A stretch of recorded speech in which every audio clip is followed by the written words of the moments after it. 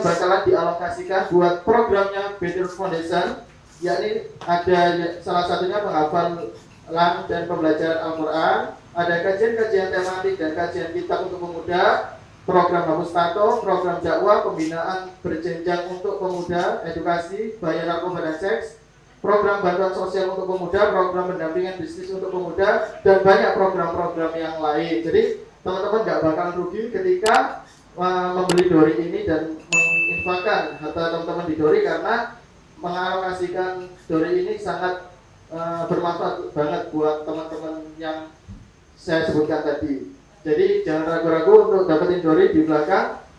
Intinya Dori ini dari teman-teman dan balik lagi ke teman-teman. Baik, mungkin hanya itu.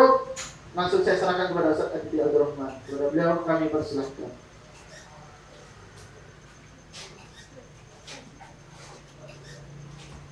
Baik, Assalamualaikum warahmatullahi wabarakatuh.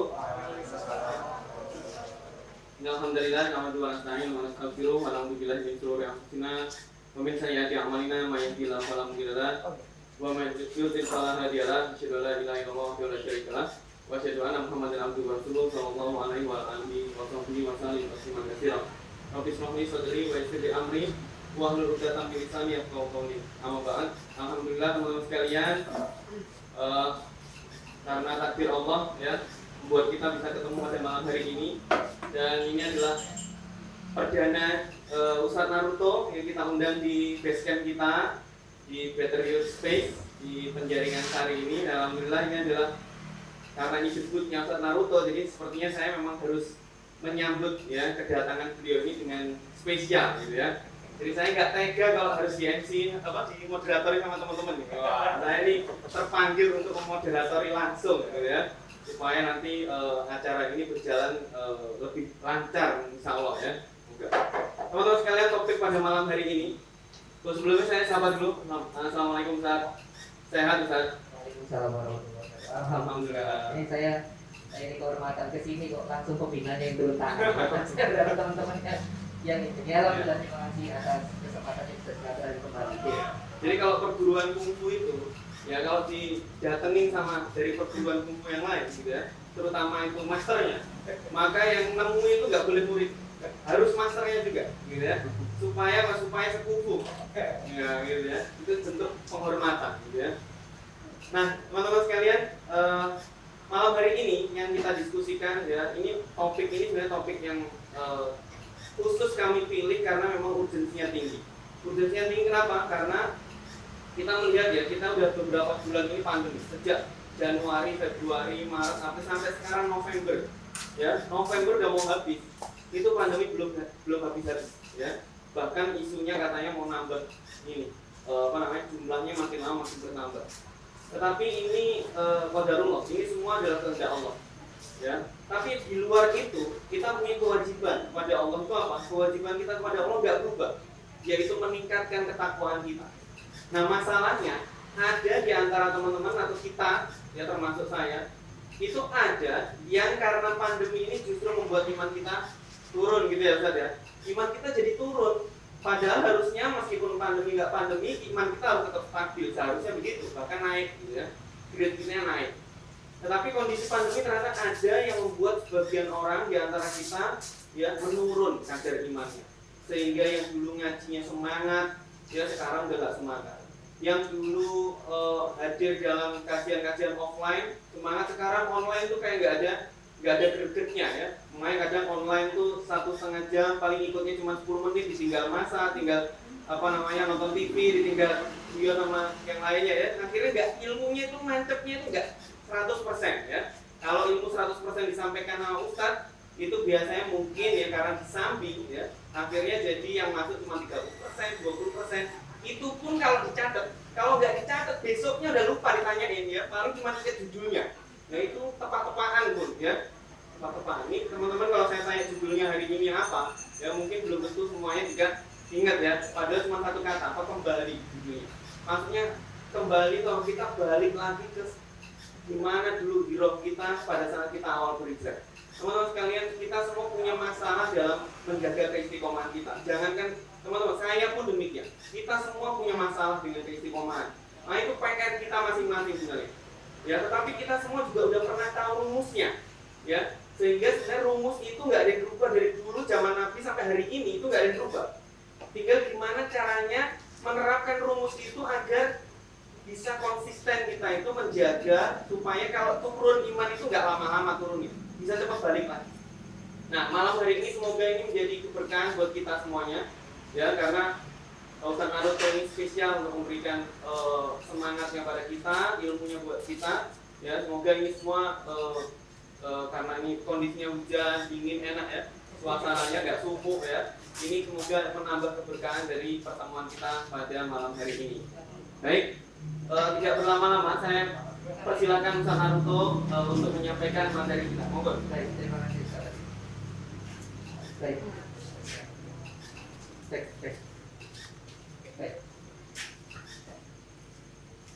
Tes. Bismillahirrahmanirrahim. Assalamualaikum warahmatullahi wabarakatuh. Alhamdulillahirabbil alamin. Wassalatu wassalamu ala asyrofil anbiya'i wal mursalin sayyidina Muhammad wa ala alihi wasallam ajma'in. A'udzu billahi minasyaitonir rajim. Bismillahirrahmanirrahim. Raditu billahi rabban bil islami dinan wa bi Muhammadin nabiyyan wa rasulan. Rabbi zidni ilma warzuqni ma rabbi ishrah li sadri wa yassir li amri wahlul 'uqdatam min lisani yafqahu qawli bi rahmatika ya arhamar rahimin. Amin ya rabbal alamin. Alhamdulillahirabbil. Puji syukur kepada Allah Subhanahu wa taala. Hari ini teman-teman, Bapak Ibu, para asatid, Masya Allah saya tidak nyangka kalau Ustaz tadi hadir dan beberapa Ustaz juga hadir. Matur nuwun atas sambutan meriahnya ini, seakan-akan ingat pertama kali saya datang ke MKM gitu. Terima kasih atas sambutannya. Semoga kita bisa selalu silaturahmi seperti ini dan kita bersyukur kepada Allah. Kita termasuk orang-orang yang sama Allah diberi kesempatan untuk bisa bernafas, untuk bisa memperbaiki kesalahan-kesalahan yang kita lakukan. Imam Al-Ghazali dulu pernah ditanya, wahai Syekh, saya ini orang yang sering bergalau terhadap masalah-masalah, orang yang terlalu sering memikirkan kegalauan terhadap masalah yang terjadi di masa depan. Apa kata Imam Al-Ghazali? Besok kamu berangkat ke kuburan, disuruh berangkat ke kuburan. Itu ke kuburan bukan cari wangsit, ya. Bukan cari nomor 3, 4, 5 itu bukan. Itu ke kuburan katanya yang buat tadi. Perhatikan kuburan itu. Kalau kamu tahu orang-orang di dalam kubur itu permintaannya cuma satu. Orang-orang di dalam kubur itu, para jenazah itu permintaannya cuma satu. Ya Allah, kembalikan aku ke dunia supaya aku memperbaiki kesalahanku. Nah, kalau sekarang kita ini masih bernafas, dan di sekitar kita ini lagi ada wabah dan sebagainya, maka kita termasuk orang-orang yang sama Allah diberi kesempatan untuk memperbaiki kesalahan-kesalahan kita. Maka bersyukurlah hari ini kita berusaha bernafas dan dalam keadaan sehat walafiat, itu harus disyukuri. Salam serta salam kita sampaikan ke junjungan kita Rasulullah Sallallahu Alaihi Wasallam. Semoga kita semuanya termasuk adalah orang-orang yang nanti sama Rasulullah itu diberi kesempatan untuk bisa melihat beliau. Melihat saja sudah senang. Apalagi kita nanti seandainya diberi kesempatan untuk duduk bersama dengan beliau nanti. Oke. Teman-teman yang dirahmati Allah, ketika kita ingin bicara tentang kembali, sebelum saya mau tentang kembali tadi Ustaz tadi bicara tentang bahwa kita ini sekarang semangatnya untuk ngaji semakin berkurang. Saya masih ingat kalau kita berdoa itu, doa yang sering kita baca itu doa yang kalau orang Jawa nyebutnya doa sapu jagat. Pokoknya diantar semua doa pakai doa ini, beres apa itu? Rabbana atina fid dunya hasanah. Alhamdulillah, jenengan masih hafal ya. Saya kira jenengan yang hafal itu doa cuma satu. Bismillahirrahmanirrahim mahya wa bismika amut. Sama Allah barik lana fi marozaqana. Itu aja. Saya kira cuma dua doa. Alhamdulillah. Rabbana atina fid dunya hasanah. Ya Allah, berikanlah kepadaku kebaikan di dunia. Nah, kadang kita itu berpikir yang dimaksud kebaikan itu diberikan rumah yang mewah, diberikan pangkat yang baik, diberikan rezeki yang baik. Padahal Rasulullah itu pernah menjelaskan yang dimaksud Rabbana atina fid dunya hasanah, memberikan kebaikan di dunia itu. Rasulullah pernah menjelaskan mayuridillahu khairan bihi yufaqihu fiddin. Barang siapa yang dikehendaki oleh Allah diberikan kebaikan di dunia, maka akan dibuat paham terhadap agama. Dia akan semakin dibuat paham agama. Nah, yang menarik, para ulama itu ternyata menjelaskan hadis ini itu begini. Yang dimaksud yufaqihu fiddin itu ternyata begini. Orang itu kalau dibuat sama Allah itu paham terhadap agama, itu ternyata katanya begini, kata para ulama. Ternyata dia itu dibuat baik itu secara sadar atau tidak sadar, secara sengaja atau tidak sengaja, secara terpaksa atau sukarela, itu pengajian.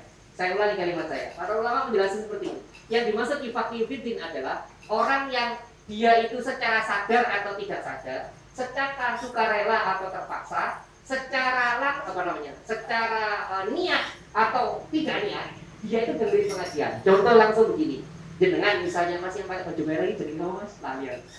Masa di dia namanya sama ya, Masya Allah. Semoga nanti makomnya sama nanti. Oke. Mas Aditya ini ceritanya nganterin temennya beli soto, makan soto bareng. Pas makan soto kok yang kebetulan yang jualan soto itu belakangnya masjid. Lah enak-enak makan soto, tiba-tiba ada pengajian di masjid. Nah dia itu tidak niat dengerin pengajian. Dan niat dengerin pengajian, niatnya itu makan soto. Malah dengerin pengajian. Biasanya pengajian favorit itu kan bahas jodoh-jodoh. Nah langsung rumah wah ini aku banget gitu aja. Akhirnya dengerin. Nah ketika Anda mendengarkan itu karena ulama itu menjelaskan itu artinya maknanya Anda yufaqihu fiddin. Anda itu dibuat paham terhadap agama, padahal niatnya tidak pengen ngaji.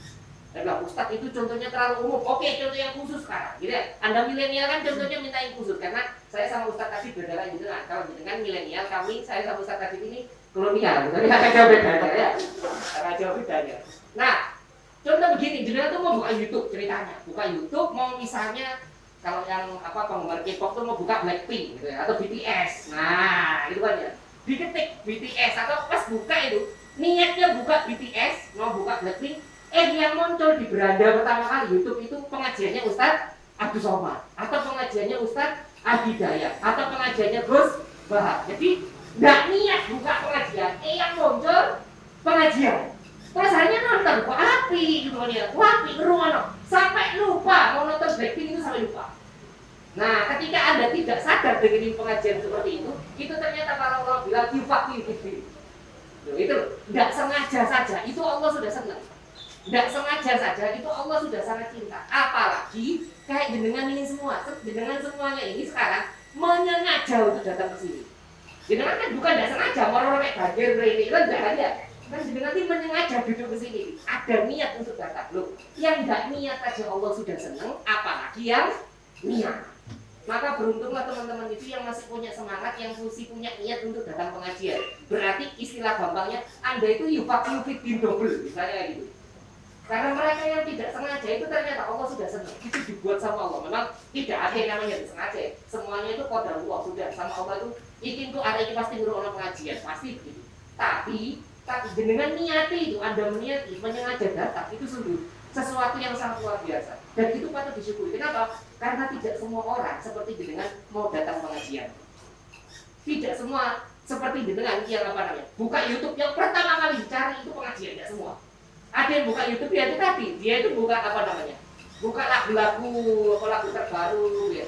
Mau ngomong buka podcast aku di ini itu kan ya. Misalnya dia ngomong sih biasa podcast dia. Tidak semuanya orang buka YouTube itu isinya pengajian. Tidak semuanya orang ngetik di Google atau di Chrome itu pengajian. Saya dibuka drakor terbaru. Nah, ada yang kayak gitu. Anak saya yang jenengan tuh buka pengajian itu sesuatu yang luar biasa. Maka bersyukurlah kita sangat-sangat bersyukur hari ini kita masih punya semangat untuk ngaji bareng-bareng. Nah, teman-teman yang dirahmati Allah, ketika bicara tentang kembali, saya ingat saudara sepupunya istri saya. Ini yang masih single berapa orang yang cowok-cowok ini? Saya punya saudara sepupu mas, saudara sepupu istri saya. Oh kali satu gitu ya. Saudara sepupunya istri saya itu lulusan Al-Azhar, mulai peder gitu. Lulusan Al-Azhar. Saya tanya sama Mbak ini, Mbak sama tidak kangen pulang? Jadi biasanya ya karena memang ketika di Al-Azhar mau balik itu biayanya banyak, mau pulang kan biaya dan sebagainya. Pulang sama tidak pengen pulang, tidak ada kangen mau pulang ke rumah. Dia bilang tidak ada orang tidak kangen pulang, ya aku pengen ketemu bapak ibuku. Cuman karena terhalang oleh biaya ya sudah tidak pulang. Tapi keinginan untuk pulang itu pasti ada. Keinginan untuk kembali itu pasti ada, mesti. Makanya jangan heran ketika setelah Idul Fitri itu kita itu berbondong-bondong untuk pulang. Berbondong-bondong untuk kembali ke tempat halaman kita. Dan memang tradisi kembali atau tradisi mudik itu cuma ada di Indonesia. Tradisi mudik itu cuma ada di Indonesia. Ustaz, itu ada orang Malaysia pulang. Itu bukan orang Malaysia, itu TKI Indonesia yang kerja di Malaysia. Jadi tradisi mudik itu hanya orang Indonesia. Ketika teman saya di Qatar dia ngomong, nggak ada orang itu Idul Fitri terus pulang kampung, nggak ada. Dia bilang. Yang kayak gitu cuma Indonesia. Ya luar biasa, kita luar biasa negeri kita tuh menciptakan tradisi yang insya Allah baik. Nah, Kalau fisik kita saja, kalau tubuh kita saja itu punya kecenderungan untuk kembali. Kalau tubuh kita saja, fisik kita saja itu punya kecenderungan untuk kembali. Apalagi sesuatu yang lebih besar daripada fisik. Nah, kalau tubuh kita ini ternyata pengen balik, pengen kembali, apalagi sesuatu yang lebih besar daripada fisik, yang mengontrol fisik. Apa itu? Qalbun atau hati kita. Apa maksudnya? Ternyata hati kita itu juga pengen balik. Hati kita tuh kadang-kadang ngomong pada diri kayak, iki salah loh, ojo dilakoni. Nah itu, hati itu masih ngomong. Kalau katanya Imam Ghazali di dalam India itu berarti kalau hatinya masih ngomong, berarti hati jenengan masih sehat. Kalau hatinya sampai tidak ngomong atau masih sakit ya, sakit aja masih ngomong. Qalbun marid itu masih ngomong. Jadi dia ngomong, ini tidak benar loh, ini salah loh. Kamu tidak pengen pulang, tak? Maksudnya pulang tuh biasanya kamu ngaji kok sekarang tidak ngaji. Biasanya sholat 5 waktunya itu tertib gitu. Sekarang gara-gara pandemi akhirnya mulai mundur-mundur. Yang dulu sholat duhurnya setengah 12, sekarang sholat duhurnya jam 2:04 gitu kan ya. Nggak usah ketawa mbak, kita semua alami ya gitu ya. Karena pandemi kayak gitu. Yang kita dulu ada Allahu Akbar langsung masjid. Langsung masjid. Allahu Akbar langsung masjid. Karena saya semuanya. Sekarang karena takutnya sama pandemi, dengar Allahu Akbar agak khawatir tapi nama masjid apa enggak gitu. Apalagi kalau kita berangkat masjid, tidak pakai protokol terus kaget gitu. Saya ngalamin Ustaz, sholat Jumat di salah satu masjid gitu lagi. Saya datang pakai masker, ternyata ada yang mayoritas tidak pakai masker. Yang pakai masker cuma dia bisa dihitung 4 atau 5 orang, dan itu dempet-dempetan. Saya bilang ya Allah ya sudahlah saya hormati, pokoknya selamat saya bilang istri. Pokoknya selamat lah, Bismillah. Setelah datang seperti itu, ternyata khotibnya ngomong, kita di sini tuh tidak pakai masker karena mengikuti sunnah Rasul, blodak. Ampun sudah, pendek kan saya ngaji dikit benar. Dan benar itu, iya benar ini. Saya tidak mau nyebut ya, pokoknya ono gitu. Nah kenapa saya pikir seperti ini? Ya karena hal-hal yang kayak begini akhirnya kita hanya tidak semangat ke masjid. Dan maaf, kita menjadikan ini alasan untuk akhirnya apa? Sering sholatnya terlambat. Jadi hari kita menjadikan alasan gara-gara karena masjid hari sholat telat. Seandainya Anda tidak ke masjid sekalipun, pokoknya ada dan buka sejadah. Nah itu supaya kita tidak malas karena kita itu dulu saya yakin di dalam itu orang yang sering ke masjid semuanya. Gara-gara pandemi, terus takut ke masjid, akhirnya jadi alasan untuk tidak sholat tepat waktu. Padahal saya bilang kayak gini, saya selalu menganalogikan daripada saya mau dalil ke semua. Saya pakai analogi sederhana seperti ini. Ada 2 orang anak dipanggil sama ibunya. Anak yang pertama, Lele sini Lele. Ada apa kok Lele sini gitu. Saya kalau aku tiktokan, bukan ya anak pertama gitu ya. Saya nggak bohong gitu. Lele sini Lele. Tarik sini semua kok. Ini anak yang pertama. Biasa sibuk guyon Lele. Terus anak yang kedua, Lele sini Lele. Datang, ada apa? Jadi anak pertama dipanggil tuh tidak datang. Anak yang kedua dipanggil langsung datang. Apa kata ibunya? Miss, ini buat kamu uang. Nah, anak pertama lihat, dikasih duit, datang dia. Bu, saya mana bu? Oh ya habis, salahnya datang terlambat. Nah, ini sebuah logika sederhana. Ketika Allah bilang hayya 'alas shalah, siapa yang datang duluan? Menarik ya, jangan lihat. Ketika Allah hayya 'alas shalah, sambungannya itu apa? Hayya 'alal falah. Orang kalau segera menuju sholat itu pasti menang. Pasti menang, karena falah itu kan kemenangan. Kalau Anda segera sholat itu pasti menang. Makanya kita itu mulai agak malas-malas sholat tepat waktu itu ya gara-gara itu salah satunya. Kita menjadikan pandemi sebuah alasan untuk bermalas-malasan. Padahal kalaupun Anda tidak ke masjid sekalipun, ya ini sholat tepat waktu di rumah. Ya masih bisa loh sholat tepat waktu di rumah. Ustaz saya belum berkeluarga, ya sudah munfarid di rumah. Kalau jenengan sudah berkeluarga, bisa bersama dengan istri. Saya tahu saya mau kayak gini menyakiti hati Anda, saya ganti aja ya. Jadi salah sendiri dah minimal apa istilahnya tepat waktu. Karena ketika Rasulullah bertanya, ya Rasul ibadah apa yang paling disukai oleh Allah? Jawabannya yang pertama as-sholatu ala waqtiha, salat tepat waktu. Maka kalau ternyata fisik kita itu punya kecenderungan untuk balik, kangen untuk kembali, maka pasti hati kita itu juga kangen untuk kembali. Hati kita tuh pasti ngomong ini tidak benar loh, ini salah loh. Kamu tidak pengen tak kayak dulu lagi. Kamu tidak pengen tak bisa setiap hari 1 juz. Kamu tidak pengen kan kayak dulu lagi setiap hari bisa hafalan 1 hadis. Nah itu hatinya pasti ngomong kayak gitu. Karena ternyata kecenderungan kita itu kangen untuk kembali. Bukan hanya fisik, tapi hati juga kangen untuk kembali. Nah yang menarik begini, kita belum ngomong hati dulu, kita ngomong fisik dulu. Dengan kalau mau pulang, mau kembali, tapi nggak tahu arah. Karena dulu pas diantarin sama orang tuanya dia ketiduran di mobil, pas mau balik, iki aku mulai apa caranya itu kan ya. Gimana caranya pulang? Karena dulu itu pas mau pulang, Pas berangkat dia tidur, pas mau pulang bingung, saya harus naik bis apa, saya harus naik mobil apa, dia bingung. Maka kalau tidak tahu cara pulang, ya akhirnya nyasar. Saya ulang kalimat saya, kalau tidak tahu cara pulang, akhirnya nyasar. Sama, bukan cuma fisik doang. Kalau tidak tahu caranya pulang, maksudnya hati ini bagaimana caranya kembali, maka juga akan nyasar. Maka pasti juga akan nyasar, bukan cuma fisik doang. Hati ini juga nyasar kalau tidak tahu caranya pulang. Nah, hari ini kita akan bicara bagaimana caranya hati itu bisa pulang. Pulang kemana? Ya pulang ke tempat yang lurus, pulang ke tempat yang pulang yang tempat yang hanif, yang seperti dulu ketika kita menjalankan kebaikan-kebaikan. Nah, Ustadz, bagaimana caranya kita kembali, hati kita kembali lurus seperti dulu itu kayak gimana? Ini yang pertama. Yang pertama itu mandek, bahasa Jawa. Berhenti. Ustadz, maksudnya berhenti gimana? Gini, dengan pernah enggak mengandalkan Google Map terus nyasar? Adakah di antara jenengan jamaah seperti ini yang ketika pakai Google Map nyasar? Ada yang pernah? Alhamdulillah banyak ya, gitu kan ya. Alhamdulillah, jadi Google Map ini hoax gitu kan ya. Padahal ya ada banyak benernya ya. Saya pernah teman-teman itu ngisi di salah satu SMA di daerah Waru gitu.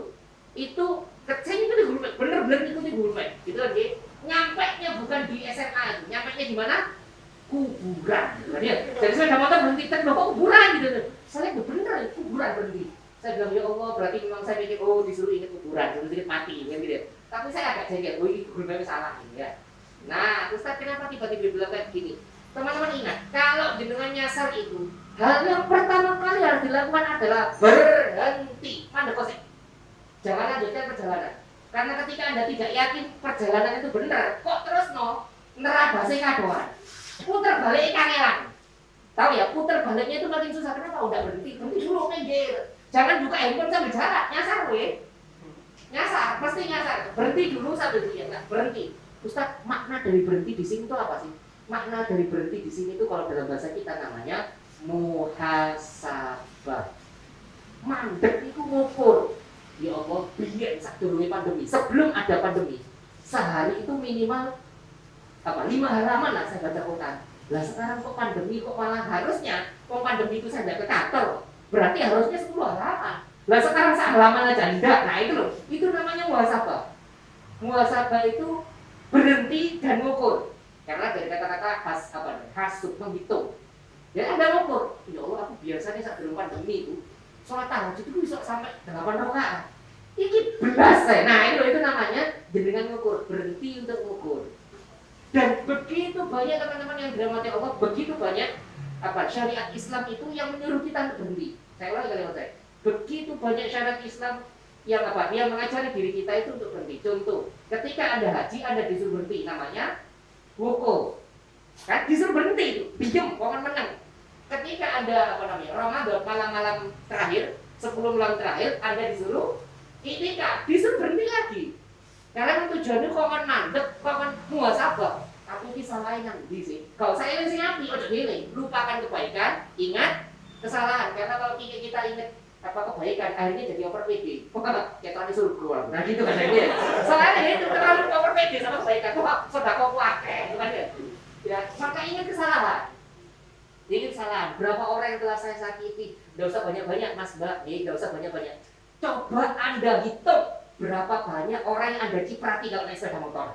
Nah itu loh, ya kalau saya guyu, aku malah naik ciprati soalnya gitu ya.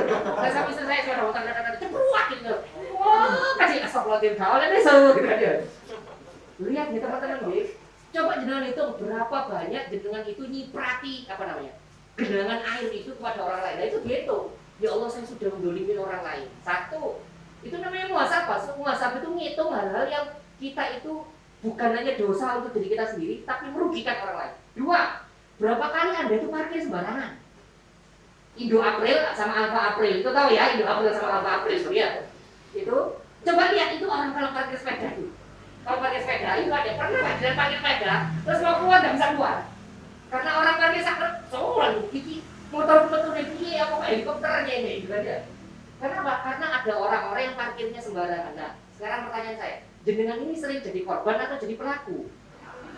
Ayo sih parkirnya sembarangan. Bilang, oh Ustaz Esok Ramato, mas saya sudah mulai belajar Mbak sekarang. Ketika parkir motor itu hati-hati. Ketika parkir motor Indo April itu saya parkir di sini, ini motor bisa keluar ya. Sampai saya hanya bela-belain motor saya itu saya letakkan lagi di depan di pinggirnya tempat sampah supaya orangnya bisa keluar. Sama istri saya, ya apa parkir apa no? Iki jalan. Jangan sampai kita mendolimi orang lain. Lihat ya, ada seorang sahabat yang duduk-duduk, ada Rasulullah bilang, iki jalan. Dan kamu duduknya kamu di sini ini jadi haram karena ini hanya berjalan kaki. Nah, longguai Anda duduk, padahal Anda itu kecil. Duduk menghalangi orang jalan aja bisa berhukum haram. Apalagi parkir sepeda motor. Apalagi, wah ini ngomong gak enak, tapi harusnya sampaikan, maaf kalau bahasa kita sopan gitu. Apalagi parkir mobil sembarangan. Mentang-mentang itu ngarep omah ditekek, gitu kan dia. Ustaz yang ngomong gak enak, ya tenang, ini saya komplain akeh. Gini, Ustaz, tapi kan ini sudah biasa. Lu katanya kecuali kalau apa namanya? Amirmu, entah itu Pak RT atau Pak Lurah, itu sudah ngasih pengumuman. Boleh kalau naruh mobil di depan silakan, pokoknya ada nggak guna. Kalau sudah seperti itu silakan. Tapi tidak ada keputusan bersama Anda parkir mobil seenaknya. Itu jadi rasa-rasa tonggo. Akhirnya apa? Tonggomu dosa, Anda penyebab dosa itu, gitu kan ya? Akhirnya adu dosa berjamaah. Nah, itu kan ya. Nah itu teman-teman, itu namanya stop, berhenti sambil ngukur. Bukan berhenti nyamun, bukan berhenti ya Allah. Saya ini selama pandemi ini ngapain aja? Kok hafalan tidak bertambah? Ibadah sunnah gak bertambah? Sholat wajib malah telat-telat. Ya maaf ya, saya minta maaf kalau saya kena sopan. Ustaz, saya ini sudah berdoa bolak-balik, tapi jodohku gak teko-teko Ustaz, gitu kan ya? Tak omong ini, kowe itu kanca-kancamu adan der itu teko. Lah Anda itu menunda makanya jodohmu ya telat. Ya, ini main, saya selalu logika bodoh-bodohan, saya lebih logika bodoh-bodohan. Duhur itu jam berapa sekarang? 11.20, 17-an lah sekitar itu ya, 17.20. Oke? Misalnya, ini misal aja, misal Anda sholatnya setengah 1, anggap aja telatnya sejam. Ustaz, tapi kan saya kerja, itu oke lah. Tapi Anda sholat duhurnya setengah 1, terus besoknya setengah 1 lagi, terus besoknya setengah 1 lagi. Anggap saja Anda melakukan itu telat kayak gitu, itu 5 tahun. Jadi ben sholat duhur itu setengah 1. Berarti 365 dikali 5, berarti berapa jam itu? Wes akeh pokok ya. Berarti ya Allah Ustaz, kok doa saya tidak terkabul-kabulkan, kok jodoh saya tidak datang? Ya karena 365 gitu kan ya, dikali 5. Paham deh? Itu logika bodoh-bodohan guys. Ya daripada saya kasih dalil gitu kan muntah darah gitu, itu logika darah, logika selatan. Iya mimisan gitu ya, belum katut. Gitu kan ya. Jadi itu teman-teman, ini namanya muhasabah ya. Jadi disuruh berhenti itu bukan untuk berhenti terus nganggur, enggak, muhasabah. Saya masih ingat agim juga kayak gini. Pandemi ini musimnya Ashabul Kahfi. Saya masih ingat belum musimnya Ashabul Kahfi. Maksudnya Ashabul Kahfi itu apa?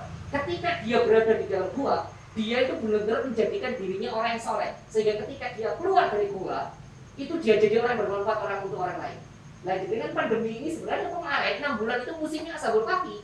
Nang omah itu jadi orang soleh, ngaji buku seakeh-akeh nih, baca buku sebanyak-banyaknya, baca kitab sebanyak-banyaknya. Ustaz saya tidak punya buku, tidak punya kitab, download PDF banyak. Ustaz tidak ada, tidak bisa download PDF. Buka YouTube-nya Ustaz Abu Somad banyak, buka YouTube-nya Ustaz Hidayat banyak, buka YouTube-nya Gus Dua banyak. Nah seharusnya pada saat pandemi kemarin itu kesempatan untuk ngaji itu lebih besar. Kalau dulu orang Jakarta tidak bisa ikut pengajian MKM, sekarang banyak orang Jakarta bisa ikut pengajian MKM, lewat online. Saya paling senang sekarang kalau pengajian online. Seandainya saya tidak bisa dengerin, tak nyalakan dulu, terus tak rekam. Direkam di handphone, direkam atau pakai laptop, direkam pakai software Bandicam dan sebagainya. Oke, saya sambil masak dan sebagainya. Nanti masak selesai, lihat rekamannya. Oh, tadi pengajian seperti itu. Didengar tuh enak. Pandemi sekarang ini sebenarnya sebuah fasilitas untuk menjadi pemuda-pemuda Ashabul Kahfi. Jadi gitu ya. Jadi poin pertama kalau mau balik, kalau mau kembali itu poin pertama adalah berhenti. Jadi berhenti dulu, minggir dulu, muhasabah. Salahku nanti. Nah itu. Apa yang telah saya lakukan Tuhan? Satu, itu yang pertama. Yang kedua, ketika supaya kita kembali selain berhenti teman. Poin kedua adalah ketika Anda naik motor ya atau naik mobil, lo nyasar, apa yang Anda lakukan pertama kali? Berhenti. Setelah berhenti ada dua kemungkinan. Kalau Anda tidak punya GPS, buka peta, kayak Dora itu, ya berhasil lah Dora itu ya. Buka peta, gitu kan. Kemungkinan pertama, delok. Saya dulu belum ada GPS teman-teman, ketika ke Jombang itu bawa peta, beneran bawa peta. Kalau saya tidak pernah keluar kemana-mana, zaman itu belum ada GPS, saya beli petanya Jombang. Bener, saya beli petanya Jombang, jadi nyampe nyampe apa perbatasan nggak pernah. Ke Mojokerto aja nggak pernah. Jadi ketika mau ke Jombang ke rumah ke rumah sahabat saya gitu. Ketika saya sana berhenti di perbatasan Mojokerto itu saya lihat ini kemana arah Jombang gitu kan ya. Saya beli peta tujuannya apa? Supaya arahnya jelas. Kenapa? Punya rujukan. Oke? Ustadz apa maksudnya? Kalau Anda mau pulang itu harus ada rujukannya. Anda punya rujukan. Maksudnya rujukan itu apa Ustadz? Kalau kita sudah tahu apa? Rujukan kita Al-Quran dan Sunnah jelas gitu kan. Jadi ketika Anda mau balik itu Anda ngecek yang saya lakukan selama 6 bulan atau selama 1 tahun terakhir ini sesuai tidak dengan Al-Quran dan Sunnah. Nah itu namanya kembali setelah berhenti melihat rujukan. Jadi ketika nyasar itu mandek bisa dalam peta. Kalau tidak lihat Google Map, ya lihat peta. Sama dengan kalau mau kembali itu setelah berhenti muhasabah lihat rujukan. Setelah ini apa yang harus saya lakukan? Nah, lihat rujukan. Buka Al-Quran, buka hadis. Itu namanya lihat rujukan. Ustaz, tapi saya nggak paham ini Ustaz. Al-Quran dan hadis ini maknanya apa? Oke, kalau gitu lihat buku-buku yang menjelaskan rujukan itu. Sekarang kita nyebutnya lihat kitab-kitab. Ya, lihat kitab-kitab rujukan itu. Makanya dia bilang Ustaz, ya, apa kita ini perintah pertama kita ayat yang pertama itu apa? Iqra gitu kan ya. Iqra kita disuruh baca. Padahal kata guru ngaji saya, Iqra itu artinya bukan membaca. Betul membaca tapi tidak sesederhana itu. Karena kalau membaca, kalau dalam Al-Quran itu kan membaca itu beberapa kali disebutkan dengan kata-kata yatlu. Innal ladzina yatluna kitaballah aqamus sholati yatlu itu membaca. Makanya kan ada lomba membaca Al-Quran, musabaqah tilawatil Quran, yatlu ta'ala tilawah itu baca. Jadi membaca itu yatlu ta'ala tilawah itu membaca. Makanya musabaqah itu perlombaan tilawatil membaca Al-Quran, musabaqah tilawatil Quran. Jadi Iqra itu bukan sekedar baca, kata guru ngaji saya, Iqra itu baca dan disuruh paham. Jadi dengan bukan cuma mau contoh tapi dikongkon paham. Ya karena orang Indonesia ini terlalu banyak istilah yang salah kaprah, tapi itu oke, tidak apa-apa. Contoh lagi, kalau kita dulu masih kecil ini ya, kalau setelah selesai terawih kata anak-anak kecil, tadarus gitu kan ya. Tadarus, sebenarnya istilah itu juga kurang tepat. Karena tadarus itu dari kata-kata apa? Darosa, belajar. Jadi kalau dengan ngomong tadarus yuk artinya belajar Al-Quran, bukan baca Al-Quran. Yang benar memang tilawah Al-Quran, nah itu benar. Tapi ya tidak apa-apa, jangan tidak akan masuk neraka gara-gara itu, gitu kan ya? Tidak apa-apa, iya. Sama saya bilang saya kalau ada orang manggil saya Ustaz, saya ini bukan Ustaz teman-teman. Kata apa saudara sepupunya istri saya itu yang dari Al-Azhar. Di Al-Azhar itu yang disebut Ustaz itu kalau gelarnya sudah prof. Kalau belum prof tidak disebut Ustaz. Ya disebut guru mudaris. Cuma disebut guru mudaris atau mudarisah. Jangan kan apa perempuannya mudarisah, mudaris atau mudaris. Kalau sudah prof baru disebut Ustaz. Nah gitu. Apa kalau di Indonesia kan semuanya dicampur. Guru TK, Ustaz, gitu kan ya. Guru TK. Tapi ya tidak apa-apa. Jadi kan tidak akan masuk neraka karena itu. Tidak apa-apa, benar, silakan, benar itu tidak apa-apa, boleh sekali, sangat boleh sekali. Jadi Ustaz kalau gitu jenengan cacatnya apa? Panggil saja saya Hokage, itu saya lebih senang gitu kan ya. Pancet kan. Saya bilang ya kalau mau pakai istilah yang benar bisa pakai apa dai dari kata-kata qudhu, da'a, dakwah. Maka orang seperti saya seperti Ustaz tadi panggilnya dai. Atau kalau mau dipanggil mubalik juga boleh dari kata-kata tabligh menyampaikan. Tapi ada apa orang Indonesia terlanjur begitu. Jangan kan bahasa Arab, bahasa Jawa juga salah kita. Bahasa Jawa juga salah. Saya tanya dengan ulek sambel, yang dengan ulek itu sambel kan? Saya tanya Mbak dengan itu ulek sambel, bukan ulek lombok. Tapi kalimat kita ulek sambel bahasa Jawa terus salah, apalagi bahasa Arab. Itu siji, loro, menek, kelompok. Pertanyaan saya apa kelompok kok menek ini bener gitu ya? Tidak, Anda itu menek wit kelompok. Bahasa Jawa itu salah, gitu nggak boleh bahasa Arab, it's okay. Nah itu pengantar teman-teman. Nah balik lagi, maka ketika kita itu tadi bilang Ustadz ketika punya rujukan, maksudnya rujukan itu apa sih Ustadz? Berarti rujukan kita jenengan itu sekarang mulai rajin-rajin baca buku, rajin-rajin baca kitab. Jadi tidak hanya sekedar Al-Quran dan Sunnah. Makanya saya bersyukur teman-teman, Masya Allah dengan bimbingannya Ustadz tadi ya teman-teman di F ini sampai ada ngaji Bulughul Maram, sudah mulai memasukkan kitab-kitab klasik. Nah ini penting kayak gini nih. Jadi bukan hanya buku-buku kontemporer tapi buku-buku klasik itu kita harus paham. Karena hukum-hukum fikih itu ya dari buku-buku klasik itu. Bulughul Maram gitu ya. Luar biasa itu. Makanya saya bersyukur akhirnya BYF memasukkan program ini. Saya belum melihat di komunitas yang lain. Ya kayak begini, mulai belajar kitab-kitab kuno, maksudnya kitab klasik, kitab lama dari para ulama-ulama terdahulu. Nah, jenengan akan paham, oh begini tuh ya dinamakan Islam itu. Nah, maka ketika jenengan Ustaz, bagaimana caranya untuk kembali setelah berhenti banyak membaca, harus ada rujukannya, Al-Quran, Sunnah, dan buku-buku yang menjelaskan tentang Al-Quran dan Sunnah. Ya, intinya itu rajin ngaji. Saya ulangi kalimat saya, intinya rajin ngaji, rajin baca buku, baca kitab dan sebagainya. Dua, lalu yang terakhir, yang ketiga, Ustaz, setelah rajin baca kitab, setelah berhenti, rajin baca kitab, berhenti tadi muhasabah, terus rajin baca kitab, baca buku, rujukan. Lalu yang ketiga apa Ustaz? Yang ketiga adalah, jangan kalau kesasar, mau coba buku gak iso, mau coba kitab gak iso, mau coba peta gak bisa, baca Google Map gak bisa, apa yang Anda lakukan? Tanya orang, good. Kenapa? Karena Anda tahu orang ini, orang sini, mesti lo daerah sini. Waduh mas, aku ya tahu ya, waduh gitu aja. Ya, tanya orang tujuannya apa? Tujuannya adalah supaya Anda tahu dari pengalamannya. Karena dia punya pengalaman, nanti dia akan bisa menceritakan, oh kalau mau usaha arah yang benar ke situ loh. Nah, Ustaz apa maksudnya? Kalau jenengan sudah berhenti muhasabah, dua, membuka rujukan baca kitab, ini yang ketiga. Apa itu Ustaz? Tanya orang. Maksudnya tanya orang itu siapa Ustaz? Bertanyalah kepada orang-orang soleh, bertanyalah kepada para guru.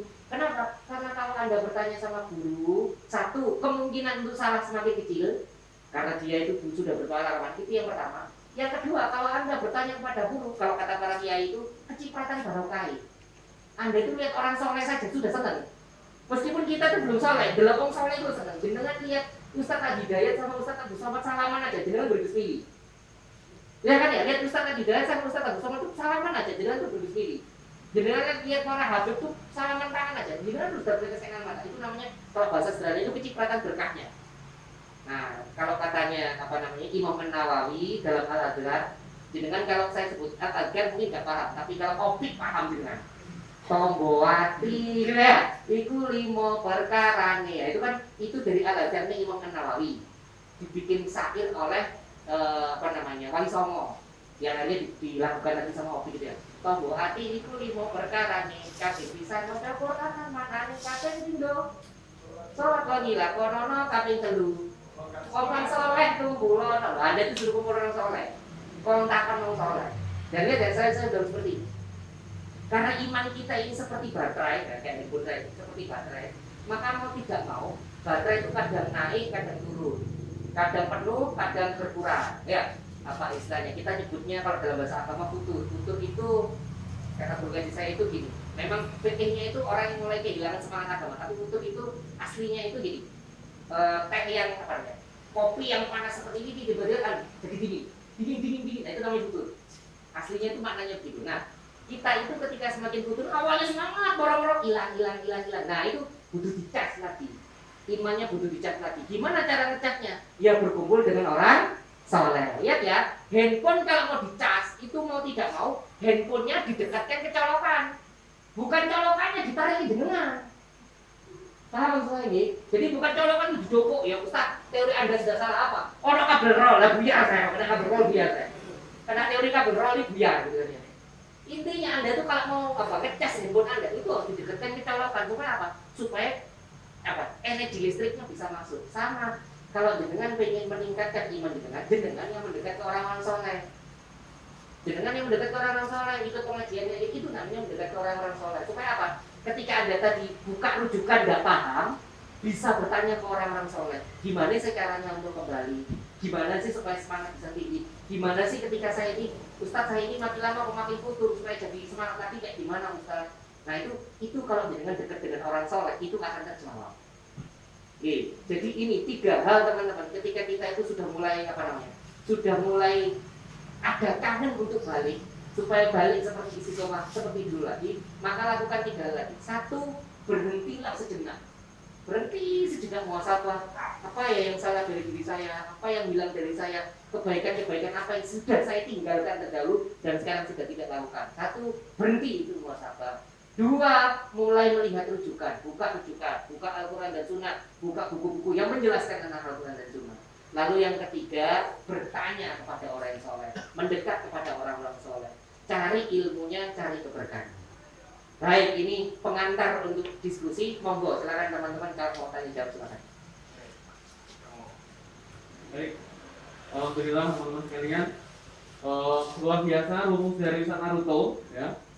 Bagi teman-teman yang nanti pulang sampai rumah ya, rumus ini diingat-ingat terus. Cuma 3 doang ya, nggak banyak-banyak ya. Kalau 30 susah ingatnya, tapi ini cuma 3 ya. Nanti teman-teman better youth ini bakal saya uji kayaknya ya, UAS ini nanti. UAS soalnya materinya Ustaz Naruto ya. 3 rumusnya ketika orang ingin kembali tersesat ya, gara-gara tersesat. Wah, ini kalau sampai nggak bisa jawab, setrap nanti sampai. Masya Allah, sadis banget bener. Canda ya. Baik teman-teman sekalian, ini pembuka untuk diskusi seperti tadi Ustaz Naruto bilang. Maka berikutnya ini adalah sesi teman-teman untuk bertanya, untuk boleh menambahkan sharing, boleh ya. Tapi bertanya ini tadi rumus yang ketiga ya. Bertanyalah kepada orang yang soleh. Mumpung Ustaz Naruto ada di sini, silakan ditanya. Oke, silakan yang mau bertanya duluan. Siapa? Alhamdulillah belum ada. Berarti nggak ada yang tersesat Ustaz. Alhamdulillah. Masya Allah. Mereka itu Ustaz, orang-orang yang baik. Pendengar yang baik adalah pendengar yang ingin tidak merepotkan pembicaranya. Nah, Ini rumus baru. Nah gini Ustaz, saya nanya aja Ustaz, ya, mumpung nih ya, saya mau ingin dapetin ilmu juga. Jadi gini Ustaz, kalau ada orang yang dia tersesat ya, dia sudah lama meninggalkan jalan yang lurusnya itu tadi, ya, yang benernya itu tadi. Tapi kemudian ketika dia kembali itu kalau ada faktor-faktor eksternal, tapi ada faktor yang sifatnya internal. Dia itu nggak kepikiran untuk ingin balik, gitu. Karena dia udah merasa nyaman dengan kondisi yang jauh itu tadi. Itu apa yang harus dilakukan? Masya Allah.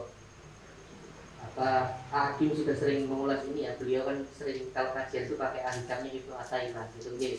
Beliau bilang gini, ini salah satu termasuk penyakit hati yang sampai Ustaz tadi itu penyakit hati. Tidak merasa bahwa telah tersesat. Padahal kita tiap hari itu berdoa, ihdinas siratal mustaqim. Kita tuh tiap hari berdoa, ya Allah tunjukilah jalan yang lurus. Itu kan berarti memang kita tidak pede kalau lurus. Gitu.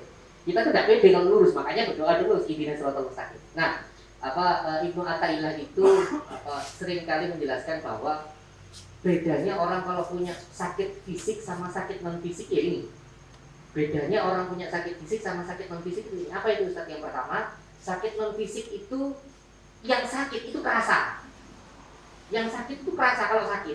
Dia kerasa aduh panu gitu kan ya. Jadi kan permisi. Jadi kan ada jerawat satu aja itu susahnya minta ampun. Bangun tidur tuh tidak akan puas sampai ketemu jerawatnya sebelah mana. Gitu kan Mbak ya?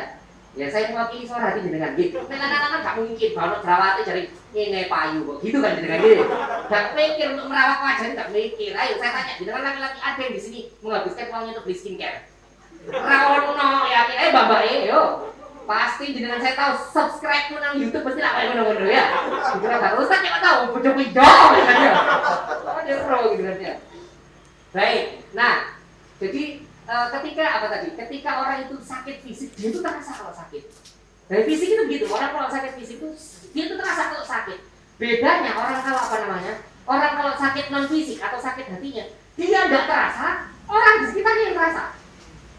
Dia itu tidak terasa kalau sakit hatinya, tapi orang di sekitarnya terasa. Contoh gini, temannya bilang, kamu kok tambah sombong sih gitu? Enggak kok, enggak sombong. Iya kan itu tambah sombong, enggak kok gitu. Dia tidak terasa kalau sudah sombong. Yang terasa itu teman-temannya. Dan itu kamu tambah sombong, enggak sombong, cuma angkuh. Ya kok doa ya gitu kan ya. Tak sombong cuma angkuh. Nah, itu yang tanya Ustaz tadi bahwa orang tuh kalau sudah sakit kolbunya, sudah sakit hatinya, itu kan enggak terasa kalau dia lagi sakit. Karena yang sakit itu hati yang tidak terlihat, makanya tidak terasa sakit. Sedangkan orang di sekitarnya perasa, kan ini kok tambah maaf ya, semakin terkenal semakin sombong. Ini ujiannya para dai, ujiannya orang yang menyampaikan, ujiannya para tabligh, kamu balik, gitu kan gitu. Semakin terkenal, gitu kan. Sing undang pian diikut, titik sing teko mas aku, nek sing teko gak sewu gak gelem aku. Nah, itu kan ya. Sing teko aku 2000 nek gak sewu gak gelem aku. Oh kaget, sing teko cuma 3, gitu kan ya. Penghinaan. Nah, itu ujiannya para penyampai penyampai kebaikan. Nah, kalau sudah seperti itu, gak rasa kesombongan pada diri saya tidak terasa. Baru istri yang ngomong, ya, sampai kok begini ya. Nah, itu istri rasa. Orang-orang sekitar kita itu jadi cermin akhirnya. Orang-orang sekitar kita itu jadi cermin, bro. Sampai dengan ayah kok jadi gini. yang kok jadi biasa omongan rumah tangga ya, atau teman sahabatmu kok sampai jenengan jadi begini ya. Nah itu kita kalau lagi sakit punya penyakit hati itu orang-orang terdekat kerasa, kitanya sendiri udah kerasa. Itu perbedaan pertama. Perbedaan yang kedua begini, kalau kita punya sakit fisik kita itu pengen segera sembuh. Jangan kan COVID-19 gitu kan ya, panu ya pengen sembuh dengan itu. Yakin saya gitu kan ya. Jangan dirawat lagi deh apa. Bisul dan pengen cepat sembuh. Dan pengen cepat sembuh karena kalau kita punya sakit fisik itu keinginan kita segera cepat sembuh. Bedanya kalau orang punya sakit hati, penyakit hati, dia itu tidak pengen cepat sembuh. Kenapa? Pak Kroso. Makanya dia tidak pengen cepat sembuh. Seperti yang tanya Ustaz tadi, dia itu sudah tersesat jauh, tapi Pak Kroso nih tersesat. Maka bagaimana Ustaz apa yang dilakukan? Yang pertama gitu kan ya, kalau dirinya tidak akan terasa, nanti dia akan ditegur, dinasihati oleh orang-orang di sekitarnya. Yang bisa nanti kasih tahu itu orang-orang di sekitarnya. Nanti sampai ini, loh gak kayak biasa nih. Biasanya nama masjid itu tak boleh azan di sekolah lagi kok, gak tahu tempat nama masjid. Nah itu orang-orang sekitarnya nanti akan memberitahu. Jadi kadang-kadang kita sudah bisa terasa, hanya orang makanya gini. Jadi kan gombol sama orang soleh itu fungsinya ini. Jadi kan gombol sama orang soleh itu fungsinya ini. Karena apa kalau bahasanya nonton drakor startup apa gini. Ayo coba murah modelanmu gitu kan ya. Nonton drakor startup gitu. Mentor, ya bahasanya mentor ya. Mentornya itu tahu kesalahannya. Mentornya itu tahu kesalahannya. Oh ada ini kok nah itu mentor. Nah kalau jenengan dekat sama orang soleh, anggap saja orang soleh itu mentor tahu. Hari ini gak kuat biasa nih. Nah itu jenengan dekat sama orang soleh itu tujuannya itu supaya kalau jenengan tidak sadar salah, tidak sadar hatinya sudah mulai sakit, ada orang soleh yang mengingatkan. Wih, Ustaz saya nggak kumpul sama para ustaz. Kumpul kok konco-konco soleh nggak? Itu Anda itu terpaksa soleh nanti. Tapi biasanya ini, kalau ada orang lagi tutur, semangatnya lagi menurun, itu istilahnya jadi muntaber, mundur tanpa berita. Iya betul, Kak Neto ya. Jadi punya jurus apa itu kalau Naruto-nya menghilang? Ya itu. Apa istilahnya? Apa? Harusnya gimana itu? Reverse Kuchiyose, gitu kan ya, menghilang reverse Kuchiyose. Jadi itu ya tadi ya. Jadi yang pertama salah satunya adalah kita itu disuruh mendekat ke orang-orang soleh supaya ada yang guru kita, nasihat kita. Tapi ternyata ada lagi yang disampaikan Ustaz tadi benar kenyataannya realitinya orang yang apa istilahnya orang yang sudah mulai turun semangat untuk beragamanya, semangat untuk menjalankan ketaatannya, biasanya itu tidak muncul ya. Apa namanya itu tadi mundur tanpa berita. Kira-kira psikologisnya gimana kok sampai dia nggak mau orang lain mundur tahu? tanpa berita. Satu, ini yang pertama nih. Kadang orang-orang seperti itu adalah orang yang sudah minder boleh aku sudah tahu pengajian, gue naik melu pengajian meneh, gue dipoyoki ya, gitu loh ya. Gue luar lah, tumben nyetok. Nah gitu kan ya. Kita muncul, masya Allah saya pernah mengalami itu teman-teman. Itu ini hati-hati jenengan sebagai seorang yang mengajak kebaikan, hati-hati dengan kalimat jenengan. Saya punya teman, ada seorang teman yang saya tidak nyebut namanya, ITS, gitu kan ya. ITS, gue disebut ya. Allah, astagfirullahaladzim, ya Allah. Ampun ya Allah, Ustaz ya salah, gitu kan ya. Jurusan apa? Gak boleh ya. Nggak cerita teman-teman. Jadi ini hati-hati terhadap lisan, orang yang saya kenal, saya tidak nyebut teman loh, ya kenal, gitu kan ya. Aku digelain ya sama teman. Jadi orang yang saya kenal ini dari saya kenal dulu itu dia sekolah di salah satu SMA favorit di Surabaya itu nggak sholat. Memang dia nggak sholat. Gitu.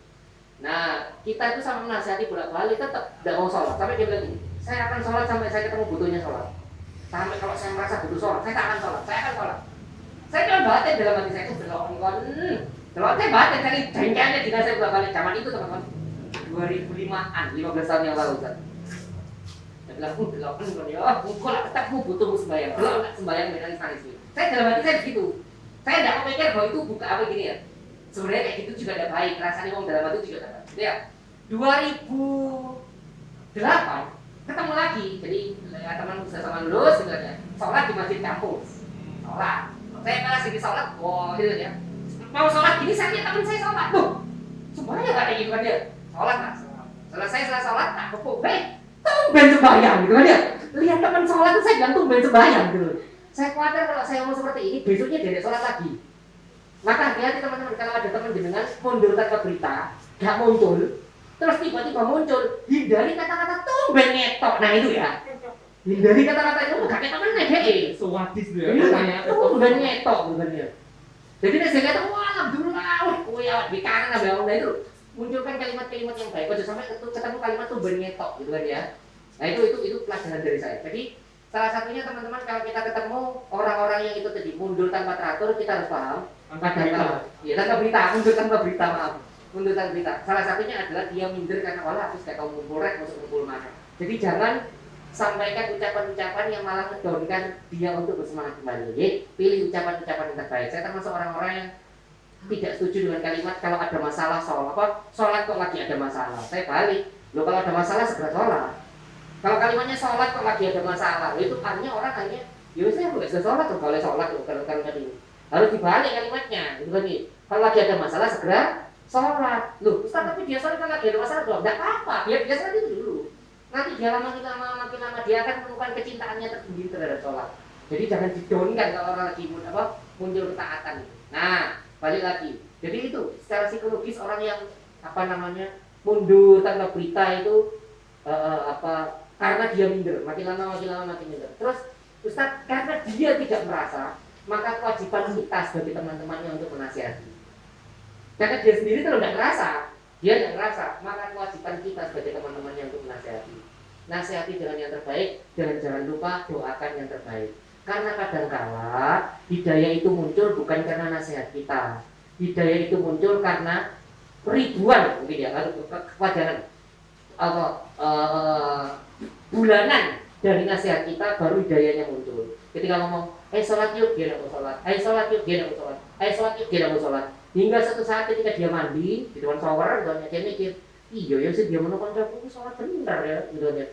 Dulu dia tidak rasa itu, isi mau sholat, mau sampai di bangun sholat. Tapi ketika kita sudah ada, dia mikir di pas mandi itu, iya itu dia menonton benar. Maka ketika Anda menasihati orang itu, pastikan dengan bahasa yang terbaik, bahasa yang terbaik. Jangan dulu untuk menasihati dan jangan lupa doakan, karena bisa jadi dia taubatnya, dia berubahnya itu pada saat waktu-waktu yang tidak Anda pikirkan.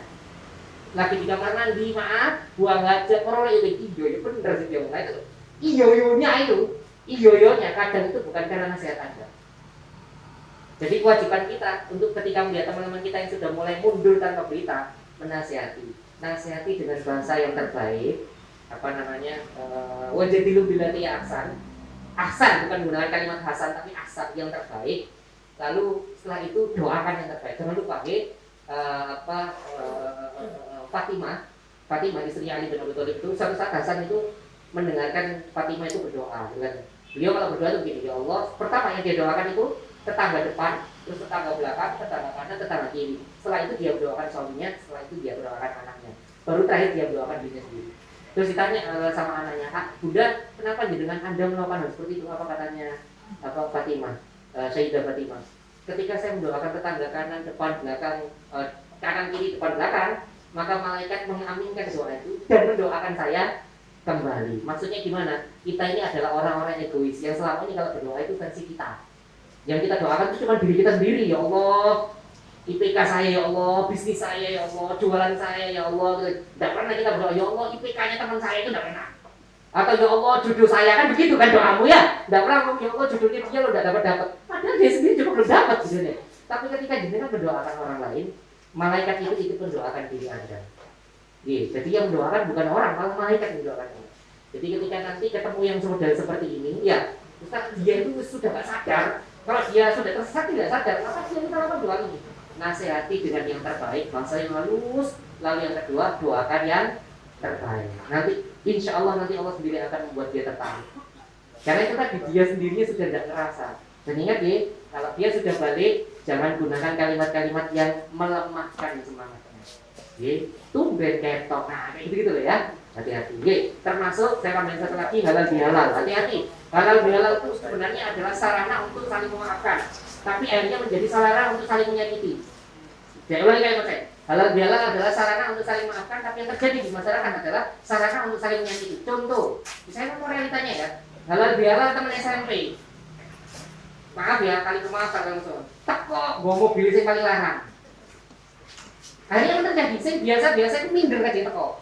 Waduh, aku gak sukses, sungkan kajian teko. Nah, itu.